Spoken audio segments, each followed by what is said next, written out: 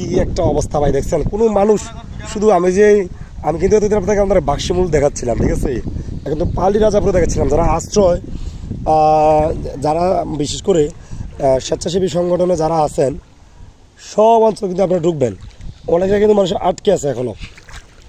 তো 6 গ্রাম পালি রাজাপুর যেটাকে বলা হয় বাক্সমূল ইউনিয়নে। আমি তো বাক্সমূল গ্রাম দেখাইছি আপনাদেরকে, এখন অন্য অন্য গ্রামগুলো কিন্তু আপনাদেরকে দেখাবো। আমি বলেছিলাম যে আস্তে আস্তে আপনাদেরকে দেখাবো, আপনারা দেখতে থাকুন যে প্রতিটা অঞ্চল। ওইদিকে কিন্তু পুরো সাগর, ওই সেটা দেখছেন অবস্থানটা কি, পানি আর পানি। আপনার একবারে শেষ মাথা। হ্যাঁ হ্যাঁ দেখছি মাল সাবান লাগে, মানে হাট করেছে বাড়িতে। হ্যাঁ